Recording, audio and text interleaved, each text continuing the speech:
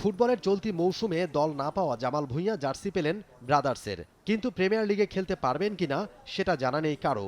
সবকিছু নির্ভর করছে বাফুফের প্লেয়ার স্ট্যাটাস কমিটির উপর। ফুটবলে হারানো গৌরব ফেরাতে চায় ব্রাদার্স ইউনিয়ন। সেই লক্ষ্যে আসন্ন প্রিমিয়ার লিগ সামনে রেখে আনুষ্ঠানিকভাবে ক্যাম্প শুরু করল দলটা। বৃহস্পতিবার বিকেলে ক্লাবের দেশি বিদেশি প্লেয়ারদের হাতে নতুন সিজনের জার্সি তুলে দেন ক্লাব কমিটির আহ্বায়ক ইশরাক হোসেন।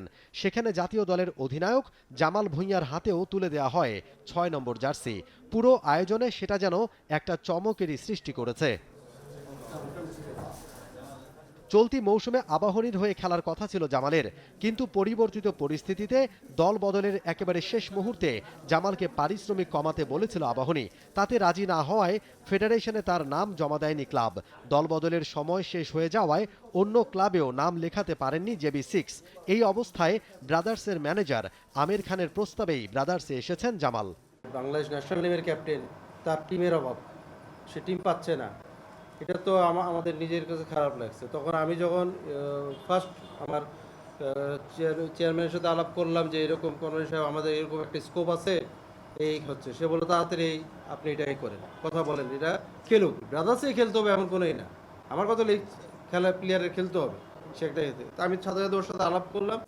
দল বদলে নিবন্ধিত ফুটবলার ছাড়া লিগে খেলার সুযোগ নেই, কিন্তু যে কোনোভাবেই হোক লিগে খেলতে চান জামাল। আবেদন করেছেন বাফুফের কাছেও। ট্রান্সফার উইন্ডোর সময় শেষের পরেও স্প্যানিশ ক্লাব বার্সেলোনা দলে ভিড়িয়েছে ভয়েচেক শেজনিকে। লা লিগায় পারা গেলেও বাংলাদেশ প্রিমিয়ার লিগে সেটা পারা যাবে কিনা সেটাই এখন বড় প্রশ্ন। আমি তো খেলতে চাই, অ্যাজ এ প্লেয়ার আমি খেলতে চাই, যে কোনো ক্লাব আমি খেলতে চাই, এই জন্য আমি এইখানে আসছি আজকে।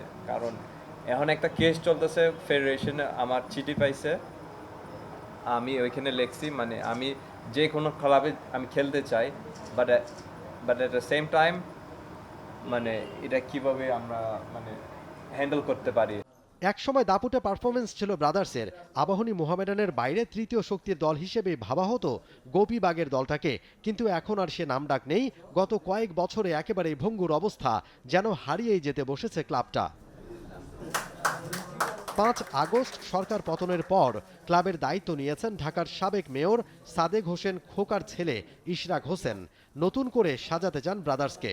ফুটবল এবং ক্রিকেট দুটি ক্ষেত্রেই আমরা বাংলাদেশ ব্রাদার্স ক্লাবকে বাংলাদেশের ১ নম্বর ক্লাব হিসেবে প্রতিষ্ঠিত করতে চাই। এবং আপনারা দেখছেন যে অনেক ট্রফি রয়েছে, আরও ট্রফি রয়েছে আমাদের। এই ট্রফির সংখ্যা যাতে দিনকে দিন বাড়তে থাকে, আমাদের পরবর্তী প্রজন্ম যারা এই এলাকায় থাকবে, বসবাস করবে, তারা যাতে গর্ববোধ করে যে এই এলাকাটার পরিচিতি যাতে ব্রাদার্স ক্লাব দিয়ে পরিচিত হয়।